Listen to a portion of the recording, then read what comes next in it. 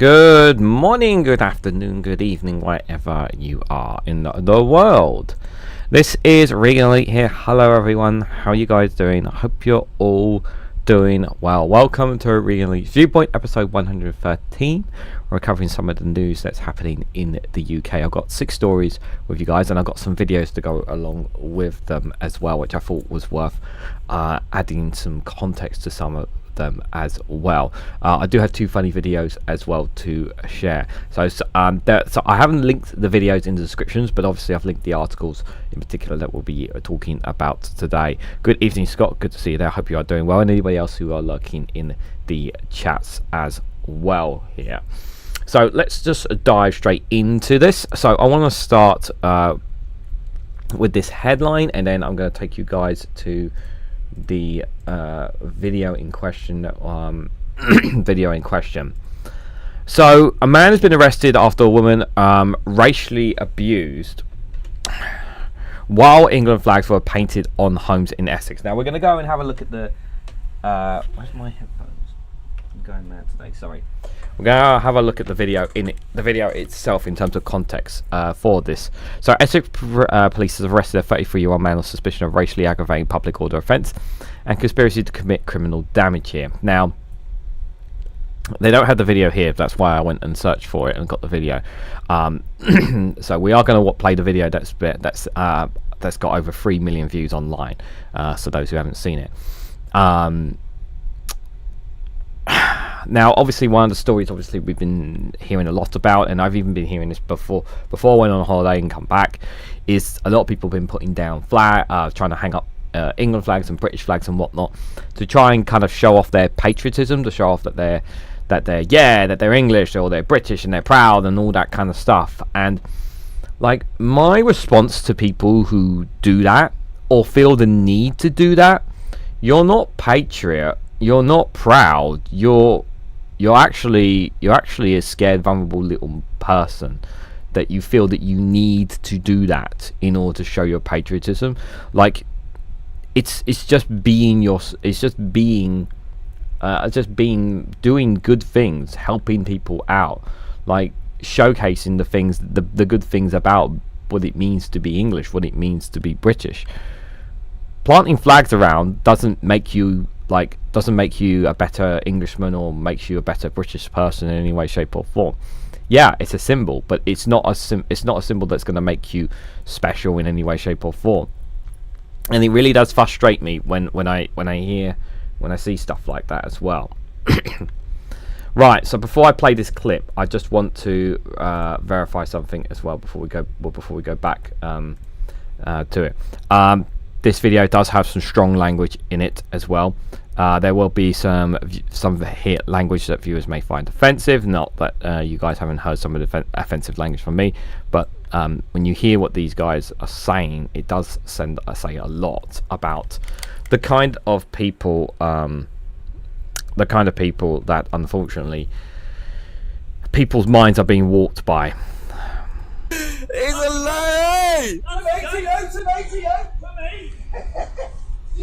Jesus, come out the Indian, he wants one above the shop. You guys are crazy, man. How long have you been doing this for? Half hour. Bone and bread, fucking Jesus.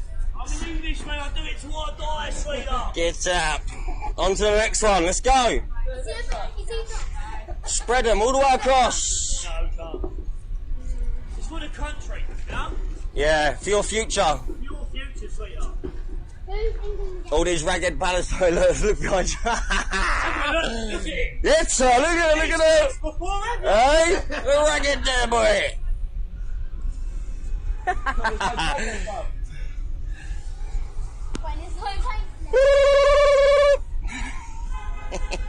Get up.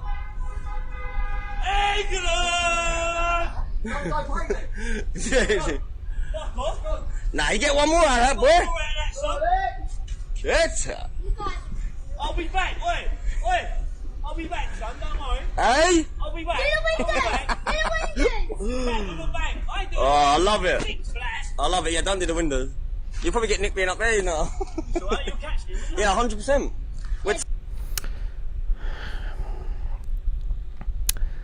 These young men have been completely warped. Their minds have been completely warped by the far right, by reform, by listening to people who have them in this sheer belief that England is being taken away from them, that immigrants are coming to take away their homes, to take away their lands, to take away their things. This is their mindsets that they believe. It's been warped so deep into them that they feel they need to do this to try and protect themselves, to try and protect, in their minds and position, English patriotism or English ideology, so-called sovereignty. This mindset is what's warped into these young lads.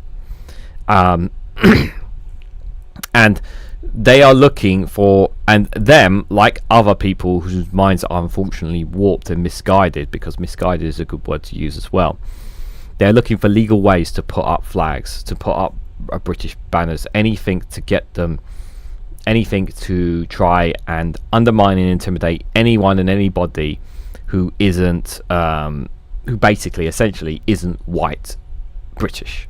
It's essentially it. That is, I obviously, it's very, I really want to put this on the context. Obviously, I don't know these lads, I don't know their background, but I'm basing it I'm basing my thoughts process on this video alone. My thought process is that these young lads' minds have been warped. They have been warped. I don't know if whether or not they've had great whatever their careers or whatever jobs are, it can't be that good, but they feel that they are proud English people by doing what they're doing. And like I said, having a flag outside your window doesn't make you any more English than another person who doesn't have it. You don't need to have a flag, you don't need to have a banner to say that you're proud to be English. Hey, this might shock some of you people, but I still have an England football shirt in my drawer. I still have an England football shirt in my drawer because even though I don't wear it very often, but I still have it. You know, I don't know the last time I went to an England game, but there was this great cartoon I actually saw while I was on.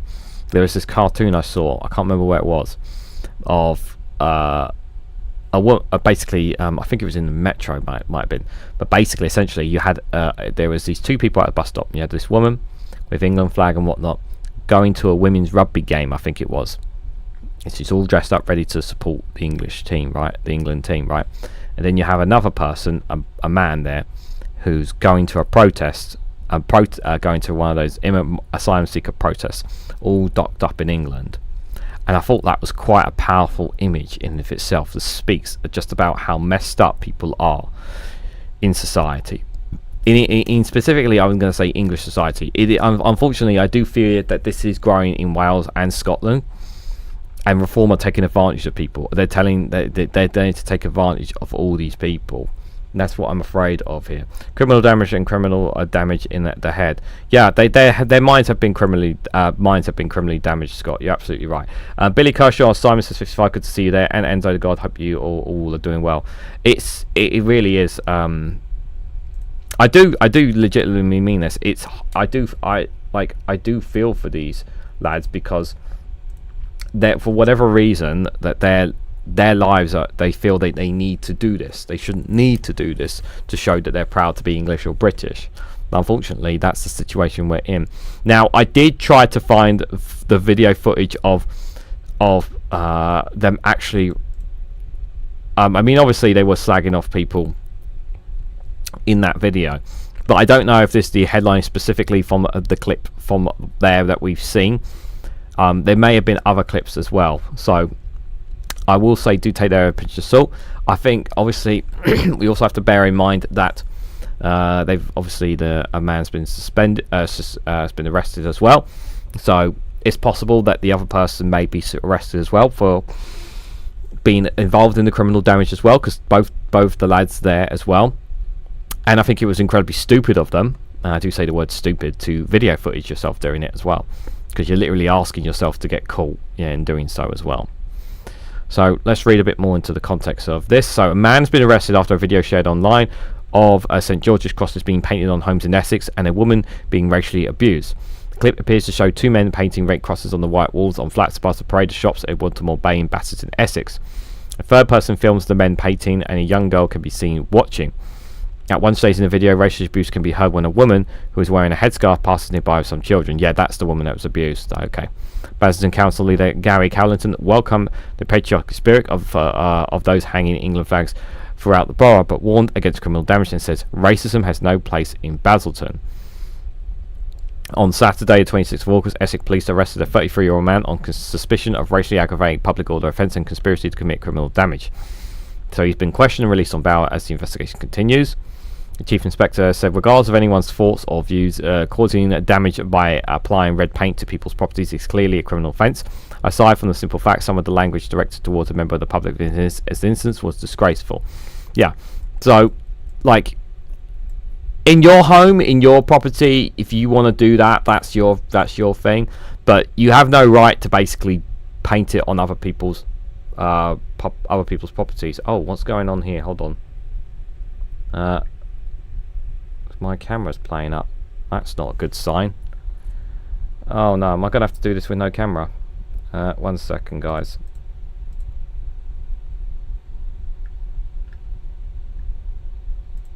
It's like my camera's going. Oh, this is not good.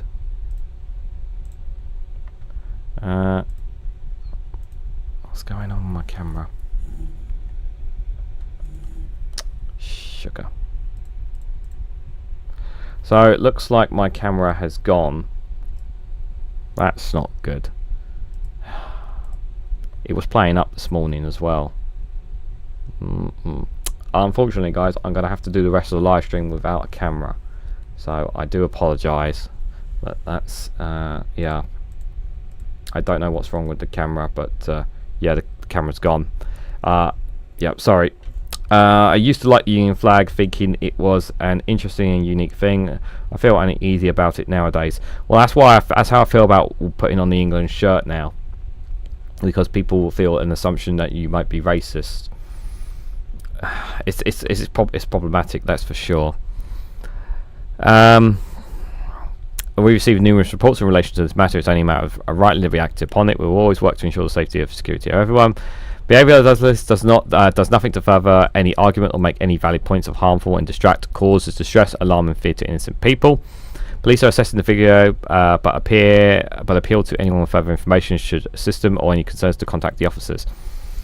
And Controller Callaghan acknowledged that Basildon is one of the many places across the country to be covered in St George's flags in recent days. In a statement, he said, "I think it's fantastic to see our flag flying proudly. It shows the pride of so many people feel in our country and our community.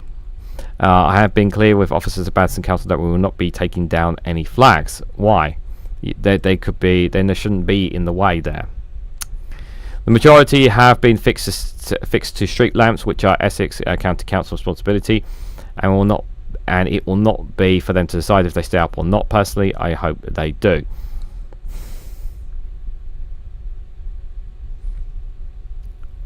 What they've been taken down in other places because they're not supposed to. The thing is, I just don't get what is supposed to do here. But I want to be clear as well, there's a big difference between flying a flag and vandalism. Painting on people's shops or council buildings isn't patriotism, it's criminal damage. Yeah, that isn't the way to show your love for your country. You're not honouring England by vandalising Basildon. Racism has no place in Basildon. Yeah. In a separate incident being investigated by police, a man was hit in the face by a petrol bomb while reportedly putting up flags in Stevenage. Now, we saw this story this morning. I don't know too much about this story here, but I will say, obviously, that even if you have a problem with someone putting up a flag or whatever it is, whether it's a Palestinian flag or English flag or whatever, doesn't give you a right to throw a petrol bomb at them. But I don't know the full context of the story, so I want to be careful with what I say about that.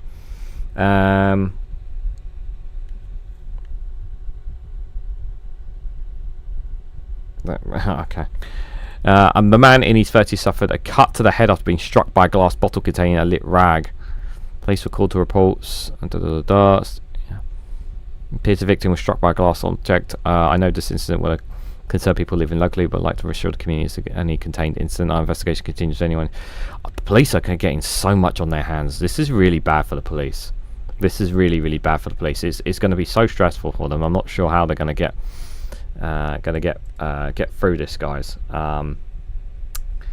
Yeah, it's very, very problematic, indeed. Sorry, it's a bit weird because normally I would switch to my main camera, but I'm not going to be able to because obviously it's not working. So, yeah, as I said, like people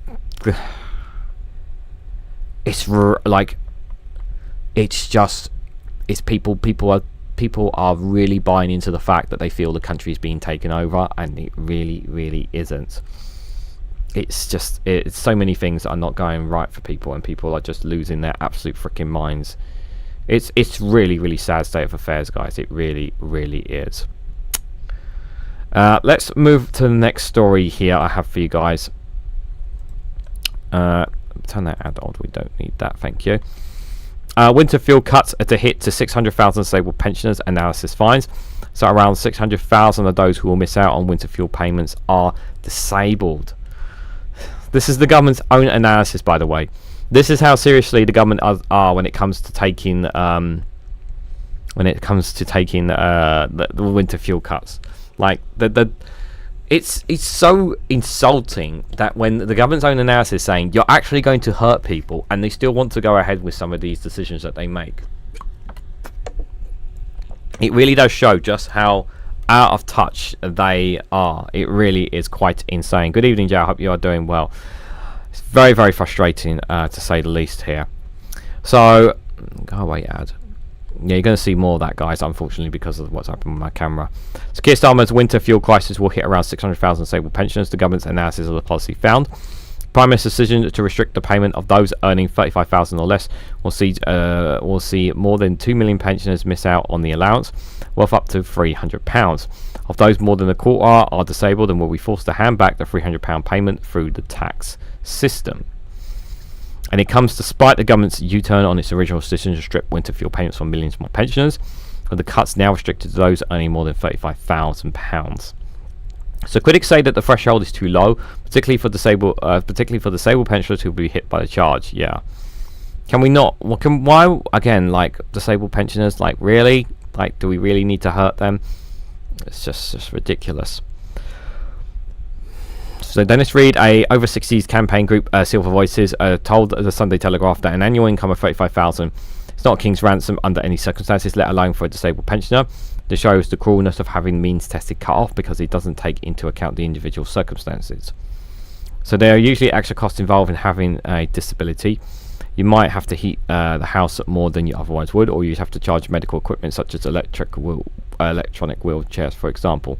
Yeah, because if you're disabled, there's some people who need more. They obviously need more. Tory Shadow Pension Secretary Helen Whitley said, under pressure, Labour lurched into a half-baked means test, yet causing more confusion and leaving disabled pensioners in the cold. For once, I actually have to agree with Helen there. I do agree with that. System they now design is clumsy, complicated, and ill-judged. Well, they haven't actually designed the system; they're just looking to cut it. Is what they're looking to do, from my point of view. I don't agree with that there. The row over winter fuel payments dominates Sir Keir Starmer's first year as Prime Minister, with the government eventually being forced into a £1.25 billion U-turn on its decision to restrict payments for those eligible for the pension credit. The backtracking has also contributed to an estimated £50 billion black hole facing Chancellor Rachel Reeves ahead of her second budget expected in November. Paul Johnson, former director of the influential Institute for Fiscal Studies, the IFS, has also said the change is messy. Mr. Johnson noted that a rich pensioner couple, where one partner has an income of £100,000 while the other has £30,000, will still get the money, but by contrast, the couple where both partners have an income of £36,000 will get nothing. He said, "Yeah, that's yeah, okay, yeah, yeah, it's a bit of a mix-up there. Yeah, I can see that's where the bit of a mix-up there is a bit weird." So the Department for Work and Pension spokesperson said, we are committed to supporting pensioners, and thanks to our triple lock, millions will see their yearly state pension rise by £1,900 this Parliament. 9 million pensioners will also have helped with their fuel bills this coming winter. Well, I still think they're going to cut and hurt people in one way or another. Unfortunately, guys, it is going to happen. It's just a matter of who and where. The 600,000. Like, how are you not taking a number like that seriously? Like, it's just insane to me. sorry, 1 second. I'm just going to create a second camera slot because obviously my camera is broke. But yeah, 600,000 people. Yeah, maybe you shouldn't make those cuts is what they're suggesting here. So just 1 second before I... Why has this one got a camera? Sorry, 1 second, guys, because I need to adjust things because obviously I don't have a working camera. Right, so I'll try and switch between these two. Some brass necks, Rayner's allies rebuk cleverly over council tax criticism. So Labour sources says questions around the Deputy Prime Minister's new seaside flat are motivated by political opportunism there. Person in personnel, good to see you there. I hope you're doing well. Yeah, so like I don't see anything like I get the criticism of like her buying a second or third home and whatnot. Like, but the thing is, I don't like, as long as she's paying her taxes, I don't see an issue with this. I know some people are making a major mountain out of a molehill on this, especially on the fact that this is Angela Rayner, and obviously because it's Angela Rayner, she needs to be targeted more than any other Labour person because that's what the right want to do, because they need to find a reason to attack her. I mean, I did actually, believe it or not, saw on Twitter during my week off, actually I did, because like I said, I haven't been paying much to politics, but I did see a picture of Angela Rayner basically being on holiday, and it was and I don't know what the headline was, but it came from, there was a headline like from the Daily Mail or something, and it was just like who cares, like she's on holiday, like who cares, like it's just very, very frustrating. Alex Am, good to see you there, hope you are doing well. Just a reminder, if anyone's wondering why the camera's not on, we had it on at the start of the show and it stopped working. I think I may need to get a new camera. That might be problematic. I won't be able to time to check it tonight. I'll try and see if I can get it working tomorrow morning. If I can't, I might be doing a lot of content without a camera, which is not good. Because without a camera, I can't prove beyond a reasonable doubt that you are not listening to an AI voice. That would be not good. So Angela Rayner's allies have hit back at Change cleverly, accusing the Shadow Housing Secretary of having some brass neck for criticising the Deputy Prime Minister over her council's tax arrangements on a property she bought this year. So it says that Rayner acquired the seaside flat house in Hove, East Sussex, on more than £700,000. The property was subject to a 100% council tax premium on second homes. That was introduced in April, which she now pays in full. So the Tories, including James Cleverly, have accused the Deputy Prime Minister of hypocrisy, pointing to a role in pushing through those tax rules and demanding clarity over whether she has been paying the premium and whether she claimed a single person discount on her Admiralty House flat, property that came into her ministerial position at the beginning of this year. So Cleverly says she has admitted to paying the premium on her flat, but she refuses to say whether she's been paying second home premium on Admiralty House since it came into force in April. But a Labour source has dismissed Cleverly's criticisms as political opportunism and has called out his own record as a landlord. James Cleverly has some brass neck, a Labour source says. Unlike him, Angela has never been a landlord or owned a property in London. Look, I have, like, do I always get behind Angela Rayner? No. Do I think she's problematic? Can be problematic? Yes. Do I think she's actually one of the, out of all the, like, I think the only person in cabinet, I would say, Ed Miliband, I guess, would say that it's pretty that's okay-ish, but yeah, there are some things that she's been backing that I'm not totally on board with as well. If you pay for a property, then what is the big news? The big news is that she paid for a property, Jal. That's the big news. They're just looking for loopholes to see if she's paid. Sorry, 1 second. She's just looking to see if she's done anything wrong. That's pretty much what the story is, I'm afraid, here. Not as wet as personality, which is bonus. You guys talking about something else there. Does anyone actually think the way we'll tax things will really change measurably? Honestly, we do need to change the way taxes work. I mean, council tax, for example, is something that's definitely broken in England. I mean, there are people who have bigger houses that pay less council tax, and there's people with smaller homes that pay huge amounts of council tax. It's messed up, and obviously based on It's also, of course, where they're located as well as another factor. And that's just one example. Obviously, the capital gains tax, I believe, that one needs to be level with income tax as well, I think, as well. So that's a problem as well. Peach Music, good to see you there. I hope you are doing well. The second home premium was introduced by the Tory government while James Levy was Home Secretary, and he supported it at every stage. Angela takes her council tax obligations seriously, and she meets them in full. So a source close to Rayner said that her housing arrangements reflected her job demands, not tax avoidance. She said that the nature of her role meant she had often had to be in and around London for over a decade, which is understandable, but she had always rented a flat for that purpose, adding that she had actually ended the lease on her private rented flat in London some months ago. So there's some clarity there that she has added there just for reference there. Richard Holden, the Shadow Transport Secretary, also weighed in on the attacks on Rayner, telling the LBC, "I've got no issue of her doing well for herself at all." Like, I think that's a bit rich coming from a Conservative, but okay.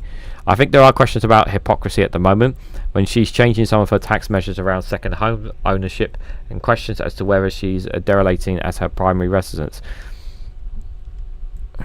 I just there's just a sense, like, to me, that this is all a witch hunt at the moment, to me. Some of Rayner's allies found Holden's intervention noticeable, given his previous clashes with Rayner over her personal tax affairs, including his repeated calls for her to clarify historic capital gains tax payment. It has been pointed out by some privately that Holden voted for the measures allowing councils to double tax on second homes under the Levelling Up and Regeneration Act introduced by the Conservatives last year. Oh, for Christ's sake!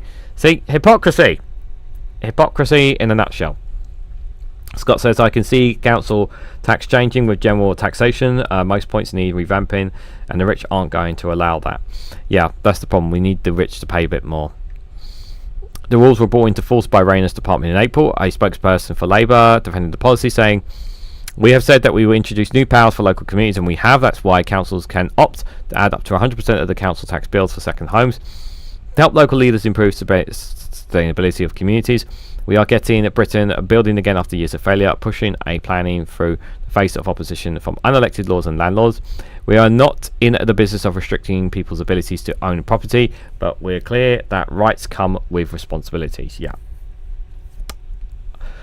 If I'm absolutely honest, I just think this is a story with the intention of trying to get into the skin, trying to undermine Rayner, try to undermine Labour. I just generally think that's what it is, but I just don't really have anything to go here.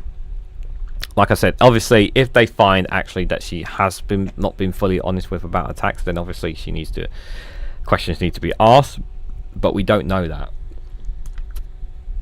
I don't see anything here that makes me say she's doing something wrong here. Sorry guys, I just need to drink some water. I have not had a good day at all today, if I'm honest, guys. So I appreciate everyone being here, and obviously the camera breaking just kind of adds to the woes. Do they realise Labour introduced the tax on second homes? Yeah. And the privilege of your MPs and royals, tax the rich and get on with it. You are going to have to do it, like we did here. Well, it's just kind of, the problem is that the rich have a bit of a hold in our politics, so it's kind of not as simple as that, I'm afraid. It's not as simple as that, my friend. So we got so about halfway in. We've got a couple more stories here. It is so frustrating that I don't have my camera here. It really frustrates me, guys. Anyways, I hope you guys enjoy this video here from Colin from Portsmouth here. I haven't actually seen this one, so I thought some of you guys may have already seen it, but I thought I'd watch this one anyway.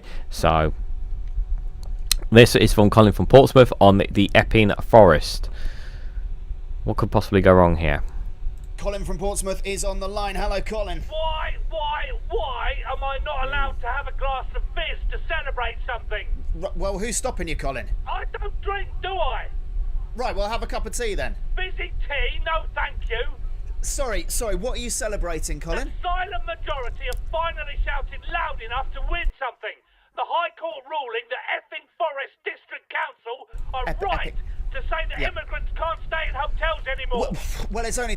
That's technically not what the story is about, but I digress. Temporary, Colin, and what are you going to do now? They're not in the hotels. What are they going to do once you've turfed them out? Let them roam the streets. Well, I thought roaming the streets was the last thing you wanted them to do. That's the whole point, isn't it? Well, put them in a holiday camp A then. holiday camp? How's Butlins any different from a hotel in Essex? All right, bang them on little boats. You want to stop the little boats, Colin? That's your whole point. Yes, We'll put them on a big boat then. That's a cruise ship, Colin. You saying put them on a cruise ship? Why That's a not? hotel on Let the... them see a bit of the world while they're at it. We're Fine, only here okay. once, mate. Let them enjoy themselves. That's what I say.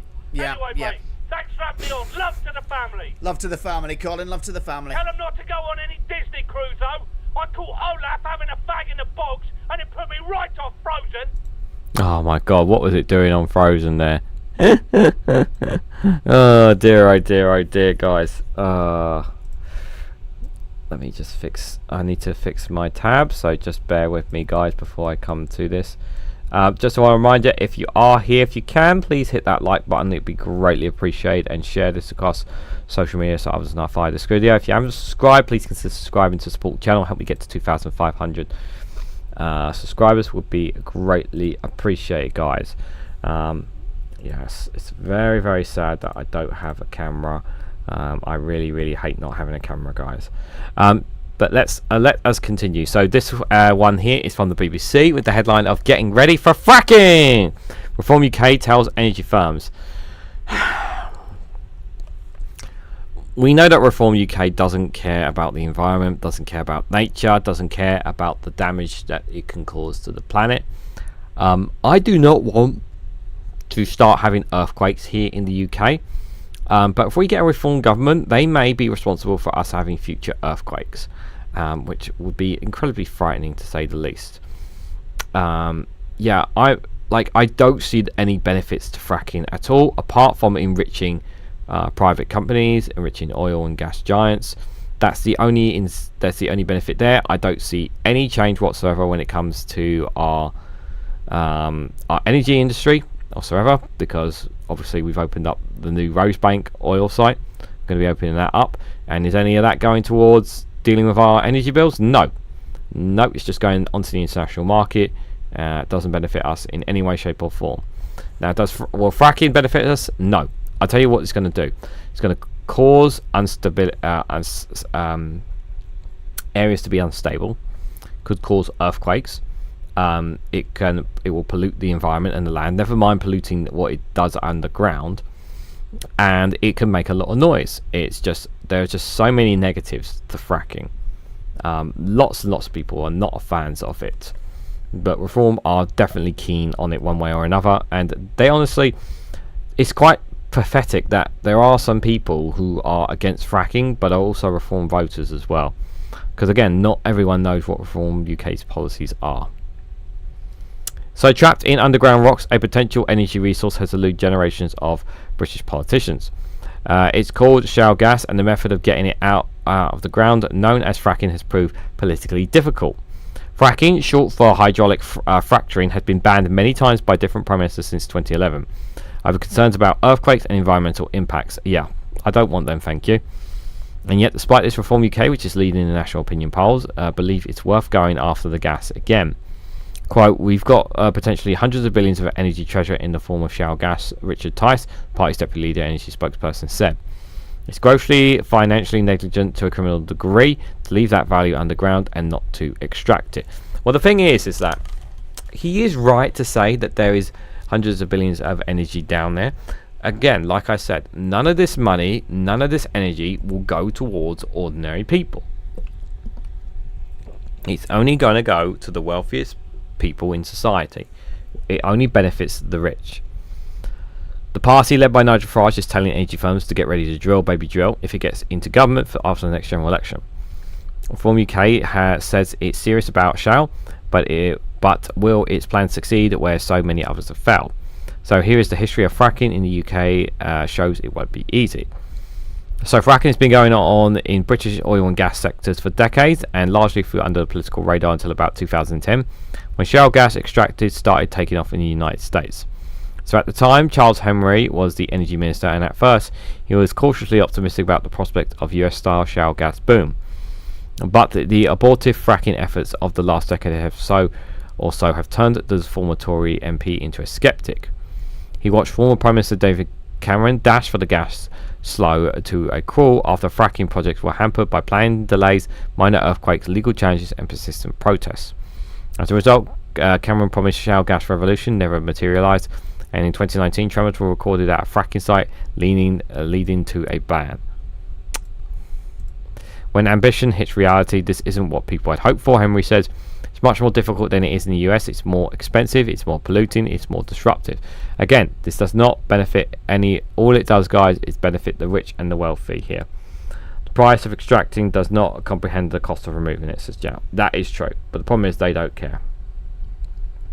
They honestly don't care. Fracking, unstable ground tremors, polluting land and water courses. What could possibly go wrong, says Alex Adams. The former minister said it was simply less space for fracking in the UK than in the US, and consequently the more obstacles in the way. Given the level of optimism to remove the barriers, Henry says Reform UK's zeal for shale gas was mistaken. Even Reform voters will be up in arms about the idea, Henry predicts. The most recent attempt to get fracking going once again is another caution tale. When former Prime Minister Liz Truss last lifted the fracking ban in 2022, opposition MPs forced a vote on the issue, and although her government won, a major rebellion by Tory MPs shook confidence in her leadership and she resigned the next day. Her successor Rishi Sunak reinstated the millennium of fracking, and now Labour government says it intends to ban the practice permanently. Now the thing is, how do you ban the practice permanently? So, like, you're going to put a law in, and then what? Reform UK are just going to rescind the law. See, this is why we need a constitution, so that certain laws where they're really so that that the government needs like a majority of parliament to approve a change in the constitution. This is why we need a constitution to protect ourselves, so that if a law is implemented by a government, the next government cannot just come in and just undo it. Like, you see what Donald Trump has done since taking over from Joe Biden. He just flushed out loads of executive orders and tried and undermined pretty much everything that Joe Biden and his Democratic administration was doing. Just pretty much throw it all under the trash. But there are some things that the Constitution, for example, is protecting Americans from. But we don't have a Constitution, and this is the problem. Now, the laws may help in blocking some of the ideas and things that Reform UK may try to do, but they can't fully stop them. That's another barrier that that will be problematic.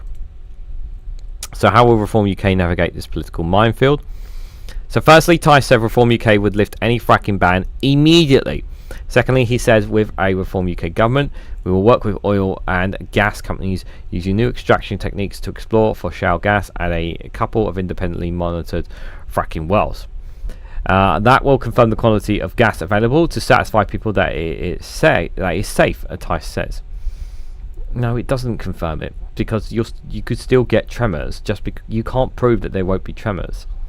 The British Geological Survey has identified 4 areas where there is potential for commercial shale gas extraction, with the largest spanning Lancashire and several counties in the Midlands. So in one 2013 study, the BGS said that more testing was needed to prove that shale gas development is technically and economically viable in the UK. And even then, the BGS said it is far from certain that the conditions that underpin shale gas production in North America will be replicated in the UK. Yeah, it does sound like another attempt to Americanize us here. So this is where one of the areas. You can see that in Glasgow and Edinburgh, so I'm sure Scots will be absolutely delighted to hear that one. Then you have up in the north there, the new Manchester, lots of northern England. There seems to be lots of potential abilities there they could be targeting there. And literally not far from me in London there, you can see the Jurassic World Base Centre there. There's been reports there, so they're looking there. So yeah, I don't want any of them. Yeah, I have seen the movie Tremors. That is a good movie actually. The USA is already 10 years behind Europe in green energy and maybe 30 years behind China. It's going to be even further behind. If we get Reform UK, we're going to fall massively behind, because all the green projects are going to be scrapped. It's all going to be scrapped. And the thing is that if I'm actually a green investor, I would be extremely hesitant to invest in the UK, especially if they get a reform government, the possibility of a reform government. And if the polls are saying what they're saying, I'd be very hesitant to invest, because this Labour government's been anything but perfect. They have been many flaws in them. So despite this uncertainty, Tice is bullish and says that they know within the 2 years of testing whether fracking or shale gas will be worthwhile in the UK. But unlike Labour, which promised to spend £28 billion a year on green energy, Reform UK wouldn't invest any public money in fracking. Government's job is to create an attractive regulatory and tax framework, Tice has said. You wouldn't invest any public money, so you're going to get it all from the private sector. Yeah, like I said, fracking is not going to go anywhere towards us, ordinary people. Although the next general election is potentially years off, Tice and Farage have already been laying the groundwork for their fracking resurrection in meetings with oil and gas firms. In one such meeting in Aberdeen, Scotland a few months ago, Tice and Farage told these companies to prepare applications for licenses to look for shale gas. Don't write off Britain, Tice told them. Keep us in mind, and in the run-up to the next general election, you should be getting your ducks in a row and getting applications ready. Reforms UK's Angela Jenkins, the Lincolnshire mayor, is also fracking enthusiastic and recently met Egon Resources, an oil and gas firm that has licenses for targeting shale gas in the areas known as the Galsburg Trout. The company, which has been touted in analysis by accounting firm Derelictor, I think so, which estimates that the gas in the trouts could be worth £140 billion to the UK economy and create 250,000 jobs. This is bollocks. I'm not buying that whatsoever, and I don't think you should be buying that number. I think that's just been thrown out there. Yeah, I don't buy that. Mark Abbott, CEO of some Resources, said the company would look at investing millions of shale gas if the regulatory environment allowed it. He said that clearly Reform has a policy which is more supportive than we've seen in a while. Energy Star Group is another company that has an interest in areas with potentially shale deposits. Its CEO Ross Governor has met Reform UK councillors in Lincolnshire, where the party controls the county council. Yeah, see, I wonder if the people in Lincolnshire are happy to have some shale gas drilling right outside their homes as well.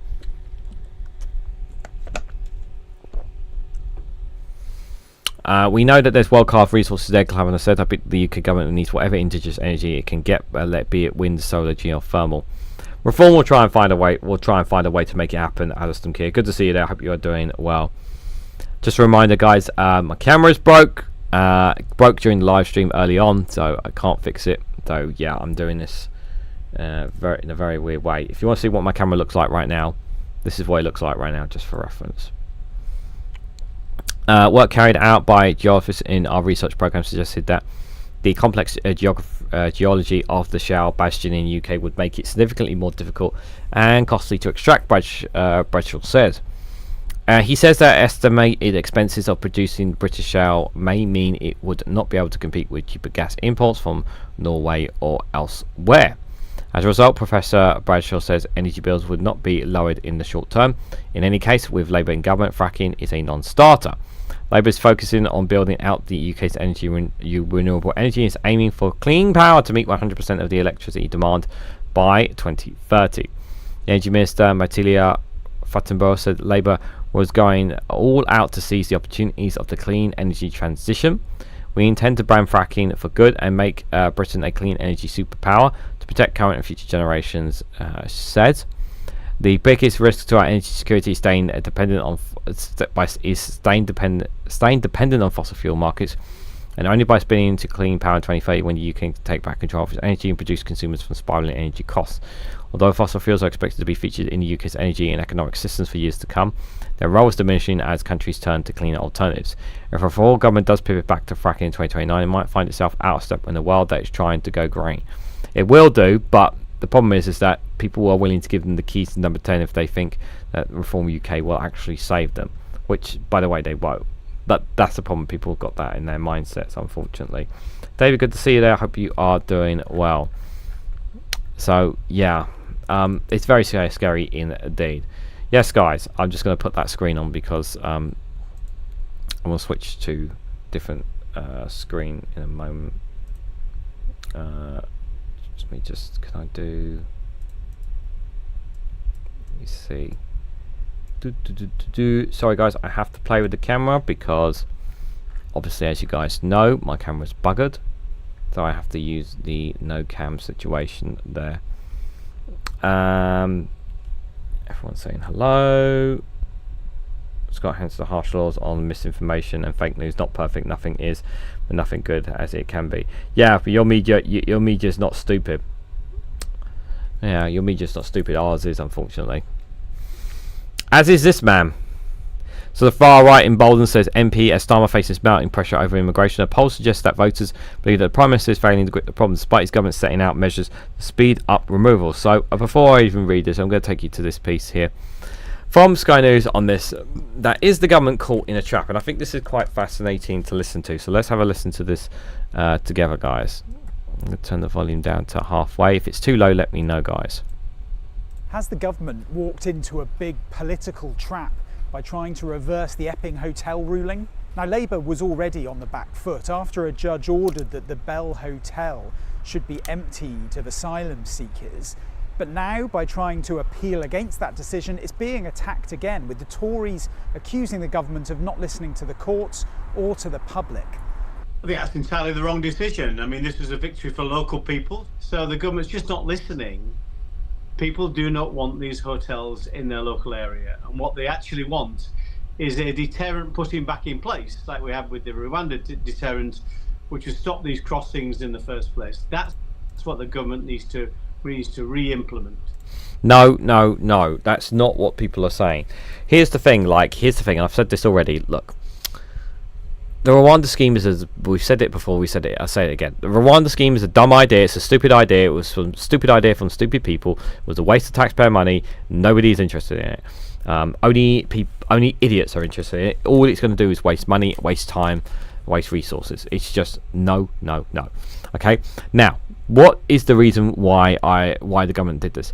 Now, the main crux that I have, and this is why I agree with this case in particular, this hotel in this case in particular, is, and I said this on the Good Morning Show, but I'm telling you guys now who weren't there this morning. The reason why I agree with the court's decision to close down that hotel specifically that we're talking about here is because we have already seen police officers assaulted. We've had protesters attacking each other. We have had consistent harassment of asylum seekers from there, and it's all because of two people who were in that hotel, who have been charged with sexual offences or something, charged with something they've done to a child, essentially. Allegedly is what this is. I can't talk about the case specifically, but the problem is that because it was two people who have been found guilty of this crime, people automatically assume that everyone in that hotel, or every single Muslim, or every single Asian person, or whatnot, is a grooming gang, some kind of grooming gang, something like that. So they have that stuck in their mindsets. That is the problem. I just knocked my fan over. Oh, I'm not having a good day today. So yeah, it's just not ideal at all. You need centres to do it like the rest of Europe. People are processed and they can stay if they stay. If not, expect repetitions. Hotels are no solution. Yeah, well, there was an they are looking at the ex-RAF base, like that had ex-RAF bases, like old military bases. Like, they need to basically put them, while their asylum application are like, obviously we know how to solve the situation, but they don't want to. But they need to get these, in terms of this case specifically, people's lives are in danger. And I'm not just talking about the asylum, the migrants in that hotel. We're talking about police officers. We're talking about the protesters and the anti-protesters. Too many people's lives are going to be affected as long as that hotel stays open. Now, in other places, yes, there are protests taking place in other parts, but this one in particular is particularly sensitive given the gravity of the situation here. Because of the people who are in this hotel, they have been believed that they are the same as everyone else. So I do agree with the court's decision. I think the government trying to overturn this is not helping themselves and not helping themselves, in my opinion. Now, some people, as he points out in this video, it's not as simple as that for the government, because they have a policy and a procedure of dealing with asylum seekers. But like I said, that does not matter when it comes to the health and safety and well-being of the asylum seekers, of the police, of the protesters, and the counter protesters, because we're talking about all these people's lives are being affected because of them being because of this hotel in particular. The politics are certainly difficult. Labour was elected promising to close all asylum hotels by the next general election. Figures show that the number of people in hotels has actually gone up since they came to power, and now there's this attempt to reverse that ruling and keep people in that hotel in Epping. Now, that's probably why the government is saying it's a case of when, not if, the Bell Hotel closes, but they say they need to be in control. Ministers need to be in control rather than councils through the courts. Yeah, but like I said, we're talking about people's lives at risk here, and you've literally just seen in that clip there of just how violent some of the protesters can be, and that is a problem here. For me, the issue isn't about, for me in this case in particular, now every other situation is different, but this case in particular, for me the most important thing is the safety and well-being of everyone in this. And the problem is that it's not being dealt with. Migrants are people and deserve answers, and so do the British citizens. This only feeds the reform monster. Absolutely true. Yeah, that is true. We've made a very clear commitment that we're going to close all of the asylum hotels. That was a manifesto commitment that we stood on, and we will honour. We're clearing up the legacy that we inherited from the previous government, but the closures of these hotels need to be done in an ordered and managed way. Yeah, I would not be surprised if in a year's time you don't hear that kind of language saying, then they stop saying that a year or two's time, because it's because they keep saying that they're not going to be able, they're going to get all these migrants and asylum seekers out of the hotels, and yet currently, as they said in the video there, that obviously the number is still going up, so it's still problematic, that is for sure. Immediate problem the government has is the same one that caused hotels to be used in the first place. There quite simply isn't many other accommodation options. Labour's moved away from using things like military bases, that's despite one in Essex still being used. Ministers say they want to use disused tower blocks, old student accommodation, but that could prompt a backlash as well. Of course there's regular houses and flats, but getting hold of more of those could be practically and politically difficult. Using houses is a very, very bad idea. I don't agree with the idea. I don't think it's a good idea to go with that. The houses, especially the housing crisis, the situation we're in, and obviously not all hotels are taking in asylum seekers. There's a lot of companies that are flat out refusing, so it really is sometimes the hotel company's discretion. I personally would have preferred the army bases, but I tell you what would really help would deal with a lot of this issue. Do you know what would really help deal with a lot of the issue for a lot of these people? Let them work. Let them work. If you let them work, then they don't need to be hiding in hotels. They can actually be doing something useful with their lives instead of just sitting around waiting for their application to be processed. That would make much more sense here.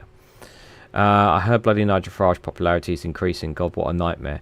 Unfortunately, that is the case when you have social media, and there's nobody challenging him right now. He's just manipulating people every single day, and he's very good at it, David. That's the problem. What is the stream about? We talk about this stream in particular. We're covering UK politics.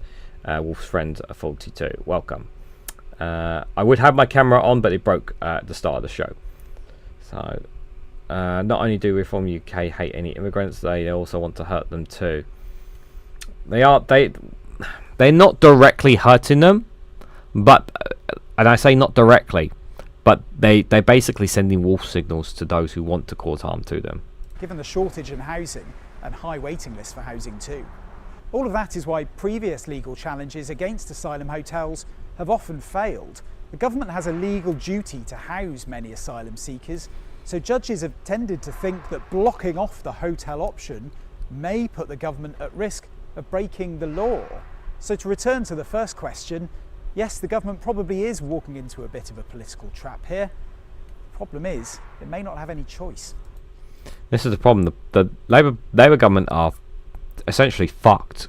They really are fucked one way or another, because I don't see a way they can get out of this, because there is not a solution here that will please the haters, that will please the far right, that will please those who have a problem with immigration. There is nothing that this Labour government can do will please them. And reform are not going to resolve the problem. They're only going to make things worse. Or well, basically, what they'll do is they'll try and build massive giant prisons like the ones that they have in America. Is what they'll try and do. So if Labour are screwed either way on this, that is for sure. So Keir Starmer is facing mounting pressure over the small boats crisis after protests outside asylum hotels continue over the bank holiday weekend. So a poll suggested that voters believe the Prime Minister is failing to grip the problem despite his government setting out measures to speed up removals. That the thing is, like I said, it doesn't matter. It doesn't matter what the numbers are. It doesn't matter. Here's the thing. It doesn't matter what the numbers say. You know, you can have Phil Morehouse, do a video talking about like numbers are dropping and things are working out all rosy and whatever. Like he can say that, but it doesn't matter. It doesn't matter because people already believe the narrative, and they're not going to believe people like Sky News and whatnot. If GB News are not saying it, if the right are not saying it, if Nigel Farage is not saying it, then they're not going to believe it. And the thing is, you're not going to make Nigel Farage say that Labour government is actually reducing migration. You will never hear Nigel Farage say that. So it comes as the Green Party's co-leader Carla Denyer warned that the far right feels emboldened and validated by other political parties. It's not just that, it's also the mainstream media. The mainstream media are playing a significant issue with this as well. The mainstream media and the language that they've been using have always been problematic as well. So far this year, a record 28,076 people have made the perilous journey across the English Channel in small boats, 46% more than the same period in 2024. So like many other European countries, immigration has increasingly become a flashpoint in recent years as UK's deals with an influx of people fleeing war-torn and poorer countries seeking a better life. Official figures released earlier this month showed that a total of 111,084 people applied for asylum in the UK to the year to June 2025, the highest number for any 12-month period since the current records began in 2001. So there were 32,059 asylum seekers in UK hotels by the end of the same month. Protests and counter-protests at sites housing asylum seekers continue over the weekend, and the government is braced for further legal fights over the use of hotels. So yeah, instead of actually people actually doing something with their summer vacation, actually enjoying it, they decide to bitch and moan about people who have come to the UK because they've got nothing left in their lives. Am I going to Butlins? No, I'm going to go and go to a rally instead. Yeah, because that fight for my cause, sort of thing. Just a thought, the physical colors air of public poison the Tories. Thanks for popping in person. I appreciate it. The UK is the new Islamic State. No, it isn't. Don't be so stupid, wolves. Don't be so bloody stupid. You should try getting out a bit more. You're one of those people who really need to get out more. I really sincerely mean that. Such a stupid comment. I'm eating broccoli and gravy. Says Billy Kershaw. Well, you keep having your broccoli and gravy, Billy. So a YouGov poll for the Times found that 71% of voters believe Sir Keir is handling the asylum hotel issue badly, including 56% of Labour supporters. Survey of 2,153 people carried out, and thank you for that timing out. Yeah, Joe, I did see that, thank you. Carried out on August 20th, 21, found 37% of voters viewed immigration and asylum as the most important issue facing the country, ahead of 25% who said the economy and 77% that said the health service. So Miss Denyer, who is the MP for Bristol Central, I personally would have liked her as the leader of the Green Party, her and Zach, but yeah, it's the same. And condemn threats of violence in a charged atmosphere around immigration. The far right feels emboldened and validated by other political parties dance to their tune. The absurd I have seen has gotten noticeably worse in the last few months, escalating in some cases to violent threats, which are reported to the police. It doesn't matter how much you disagree with someone, threats of violence are never ever okay, and they won't silence me. Yeah, so just this last bit. Curbing the power of judges in asylum cases to tackle the migrant hotel crisis is a typical Keir Starmer response to a problem.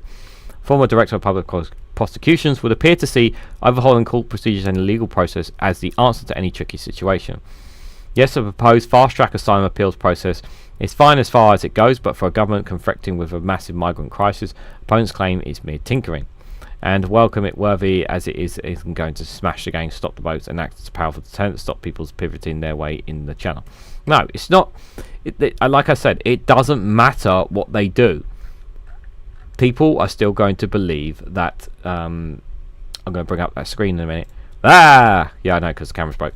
People are still going to believe one way or another. That's just not going to change.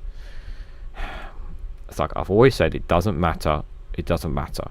It really doesn't. I think NHS and I think the National Healthcare Service and Rejoin EU are more important issues to worry than refugee asylums. I agree, David. I think they are very much. I think the main, but for me, if there's one topic out of all of them that needs to be dealt with more, it is the cost of living crisis. I think that's the main one that needs to be contended with there. I think that's the main one we need to contend with there, guys. Because I think as long as we have a cost of living crisis, that is tied to a lot of the issues that we have in our society. That is for sure. Right, so let me just check my screen here, because I have to adjust my tab here, guys, because obviously camera is not working. As you can see, my I've gone quite white there in that main screen there. It's art, guys. It's art. It's what you're seeing there. It's frozen art. That's what that is, guys. Okay, so I've got one last story for you guys. By the way, if you haven't already, like, share, and subscribe. And if you guys want to financially support me, you can leave a super chat down below or join the YouTube membership. Short videos are already available for YouTube members. If you haven't seen them already, they're already available for members. I will try, if I get time tomorrow, to record some videos for you guys. Yeah, I am looking quite pale there. My eyes looking a bit watery as well there.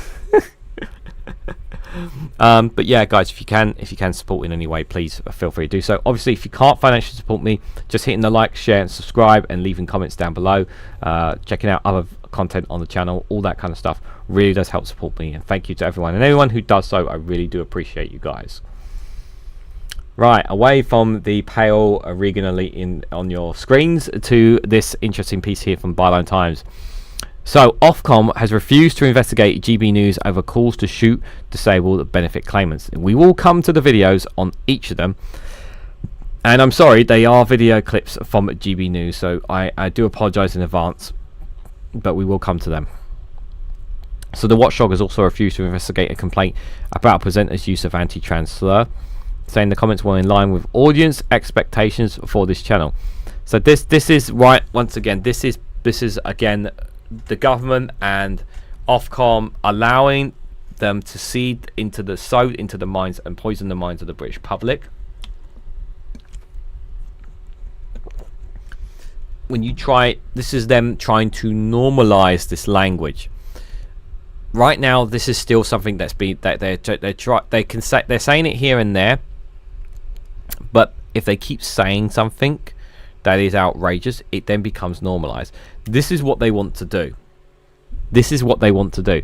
And the fact that Ofcom are not doing anything about it shows a complete lack of failure on them. And what's also a failure, it's not just Ofcom, guys. The government are fully aware of this. They're fully aware of the language being used by GB News. They should be acting on this. Yeah, to protect people from being manipulated and misinformation, and for these slurs and language to be used. Because here's the thing, like GB News is presented as like a common sense based news channel to people. Obviously we know it's not GB News, it's propaganda news, but people take everything that they say seriously, and when they start using slurs and these kind of slurs and whatnot, people think it's okay. And because GB News are using it, they think, oh, if they can use it, why can't I? And that's the thing. No worries, Scott. Thanks for popping in. Much appreciated. So, I'll come to each clip in a bit, guys. So, Britain's broadcasting regulator is refusing to investigate GB News over comments about starving and shooting disabled benefit claimants, or another programme in which one of its presenters uses the slur tranny to describe trans people. An Ofcom bulletin released this week revealed that the regulator received 96 Ofcom complaints over the broadcast segment on benefit claimants in June. 96? That's not enough. We needed, that's nowhere near enough. GB News presenter Patrick Bullock told viewers that the welfare needs to be cut before asking the guest purpose chameleon Lewis Sculler how he would get them off their backside. He replied, "Just starve them. That's what people have to do. That's what you've got to do to get people to spend money." He added, "What else can you do? Shoot them? I mean, I'd suggest that, but I think that's maybe a bit strong." Christine responded, "Yeah, it's not allowed these days." Like they think it's funny, guys. Yeah, I don't know about you, but I don't think it's funny. What would you say to those people, Lewis? How would you get them into work, get them off their backside? Just starve them. I mean, that's what people have to do. That's what you got to do to people. You just can't give people money. Like when I moved to this country so many years ago, they said you can't take any money, and I believed them. And I think it was a mistake by believing you can't take any money. I mean, yeah, that's what you got to do. You got to say, listen, we're not giving you any money. No. What else can you do? Shoot them? I mean, I suggest that, but I think that's maybe a bit strong. Yeah, it's just not allowed these days. The world's gone mad, hasn't it? Yeah, he thinks it's fucking funny. You think it's fucking funny to shoot migrants? You think it's so fucking funny? These are vile, disgusting people. They think it's funny. They think it's funny to joke about that. They think it's funny. I don't think it's fucking funny. I think, yeah. Imagine if somebody said that about, like, imagine if I would generally ask him. Imagine if someone joked about shooting your partner or your wife or whatever, or shooting your child. How would you feel about that? Would you find that funny if someone joked about shooting your child? Would you laugh about that? No, you absolutely fucking wouldn't. You'd be absolutely offended. You'd be angry. You'd be very upset. Now, but for some reason, obviously, because they're not British and that they're not a certain skin colour, they have to portray people like this. It's just absolutely fucking disgusting, guys. Ofcom also revealed that it decided against investigating a segment where former loaded editor turned GB News presenter Martin Debris used the slur tranny on the 2nd of July. The presenter asked the guests, "I'm assuming a notion of dropped Winnie Churchill on banknotes to replace him with a tranny fills you full of repulsion." And he thought it was fucking funny. I don't know about you guys when we're about to hear this clip, but I don't think it's fucking funny. But the problem is that people think it's hilarious to... Sorry, my headphones is... Oh, it's cool, that's why. Sorry, 1 second. They think it's funny. I don't think it's fucking funny. Rafe, I'm assuming the notion of dropping Winnie to replace him with a tranny fills you full of repulsion. Oh yeah, I'm sure you guys think that's funny.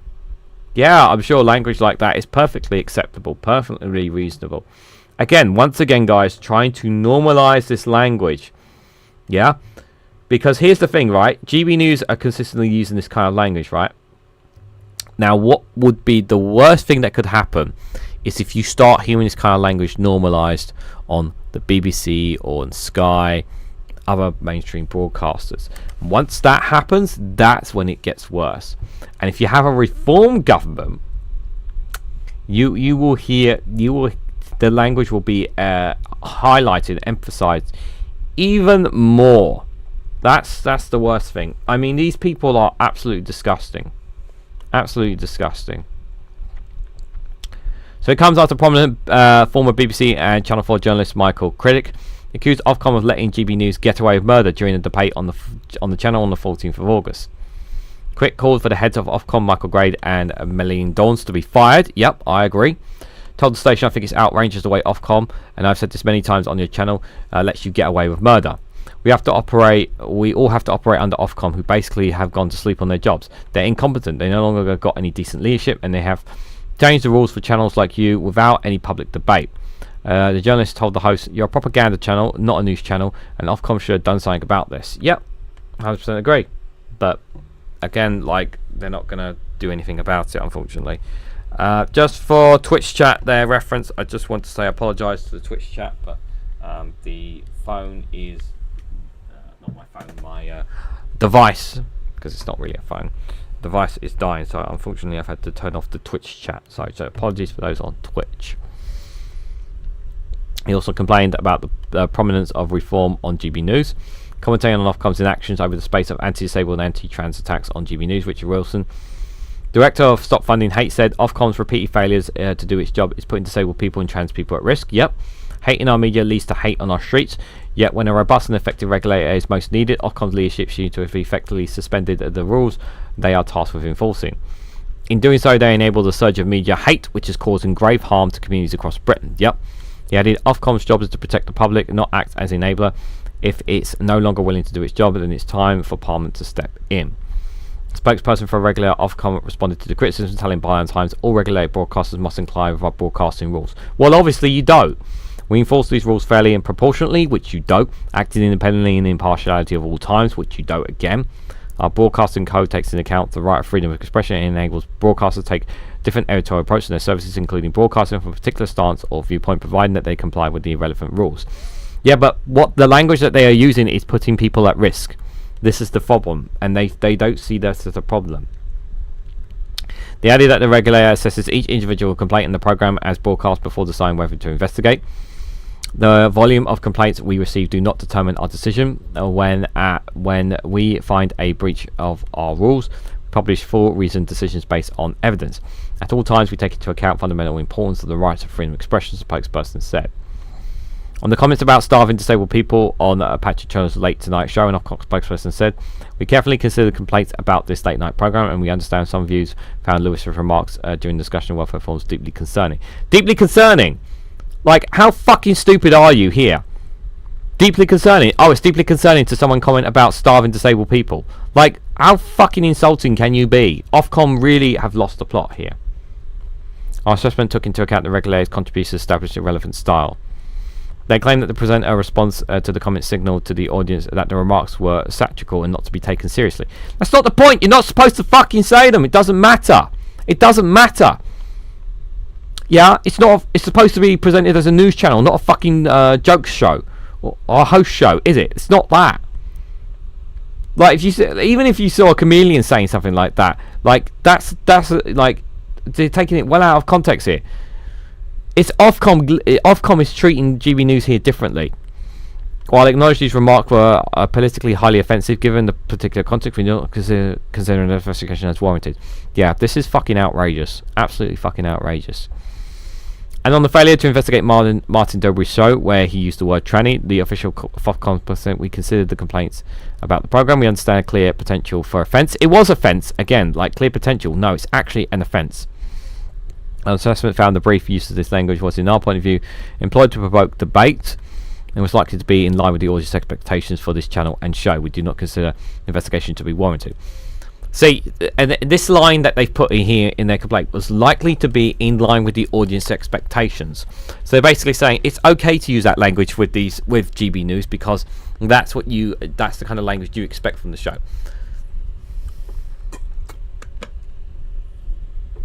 No, they're supposed to be all treated the same. You're treating GB News differently. In February, GB News won a judicial review in the High Courts to reverse rulings made by Ofcom against the channel for two shows hosted by Jacob Rees-Mogg, which the regulator said breached the broadcasting code over politicians hosting new discussions. Rees-Mogg was an MP during the broadcast concerns. Ofcom are currently reviewing and consulting on proposed changes to the broadcasting code to restrict politicians from presenting news in any type of programme in response to the High Court ruling. So yeah, basically Ofcom are basically saying we're not going to do anything about it, even though it's our fucking job. But obviously if we hear about it on any other news broadcast, we'll say something about it. But GB News, obviously we have to say something differently about it, guys. It's bullshit. It's absolute effing bullshit is what it is, guys. And it makes me sick to my stomach. It really, really does that they can be allowed to get away with this. GB News is a reflection of systematic hate and stupidity, says Jow. What's this? Ofcom need to have the powers to fine and close down media like our equivalent has, and that the fines have to be enough to not compensate the risk. Instead of trying to know why they are trying to enter the UK, they make jokes about shooting them. Jow also says maybe we should have done that to more than 42,000 Brits that have become Portuguese citizens, Brits that are 2% of the largest immigrant community here. Yeah, it's very, very sad indeed. I'm not surprised, Joe. They need to include Tommy Robinson as a new presenter. Yeah, I don't. It's really really frustrating to say the least, guys. It really is. So, guys, again, I want to apologise for my camera being broke. I don't know what's wrong with it. I'm not going to attempt to try and fix it tonight. I will obviously have a look at it tomorrow morning and see if I can get it working again. But before we go, guys, there's just one more video.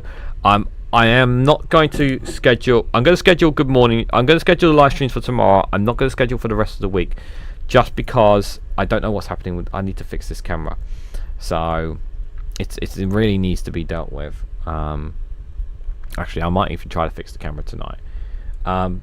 But before we go, we do have one last video for you guys. Apparently, Wendy's is in Ireland. This is glorious news. This is glorious news. And who better to announce this historic news than our very own Garen. Garen, take away this wonderful news for the people of Ireland. I had to switch screens there. Low. Ireland is getting a fucking Wendy's! It's coming to Cork. Strange choice, Wendy. The burgers are a bit square for my liking. I don't know if we're ready for that sort of thing in Ireland. That'll appeal to the Protestants, no doubt. Wendy, will you tell me something? What's this shite on top of the burger? Fucking take that off. We don't want that in Ireland. It seems to be a great place to go if you're a fat cunt. Every order I seen had chips, a burger, and the cheeky little chicken nuggets. Wendy, where the fuck are the rest of me chicken nuggets? Here's the menu. Tell me what I should get the first time. What the fuck are they? An apple pecan salad. What the fuck has an apple got to do with a salad? $21.50. Wendy, will you fuck off for a bit of grass? What's this? The biggie bag. That sounds nice. A bacon burger, 5-piece nuggets, and a small fries. Small fries, of course. We don't want a big gluttonous pigs. There's been rumours of a Wendy's for a while, but I'm glad it's finally been confirmed. Follow me. I'm delicious. I'm sure the Wendy's will be delicious indeed there. Yes, David, I have mentioned that a few times throughout the live stream, that the screen is, that the camera's broken. I did mention that. The camera was working at the start of the live stream, and then it started flashing. So yeah, it just froze. It's been stuck like this ever since then. They are only a news channel in the UK. In Portugal, they have a far-right propaganda channel and not news. Oh no, they're arriving in Spain too. We've had enough KFC. I don't know the last time I've been to a Wendy's. I think it was in America the last time I've been to a Wendy's. I don't know if there's one in oh no, there are ones in London. I'm pretty sure there are ones in London. I just probably haven't seen them, that's for sure, guys. So guys, I want to say thank you everyone who has come along. Thank you guys for all your comments. Thank you guys for being here. I really do appreciate it. Like I said, I'm still trying to get back into the groove of things. It is going to take a couple of days, but I do appreciate people coming out to this morning's live stream at short notice and coming out to this live stream as well. I really appreciate you guys coming out. It really does mean a lot to me. I will be back live tomorrow at 11 AM. I don't know if I'll have the camera or not. I do have my old camera still there. I don't want to resort to that because that camera is shite. But if I can get it working, I will use the shite camera because I'd like to be on screen talking to you guys, because I want you guys to see me, because I think that's really, really important. But whatever your plans are for the rest of the week, have a wonderful week. Take care of yourself as always. There are times... bear in mind the temperatures as well, because there are some parts temperatures are going to be warm, and there are some showers coming ahead as well. So just bear that all in mind, guys. If you can, do check out Rumble on Patreon for content on there as well. You can check out our Discord community as well, which is free to join as well. And you can also find other social media links down below, as well as some fantastic YouTubers to check out down below as well. I'll link a bunch of YouTubers, including Jao, our moderator as well. He's also a YouTuber. Do check out his YouTube channel as well if you can. So thank you all so much for watching, and I hope to catch you all very, very soon.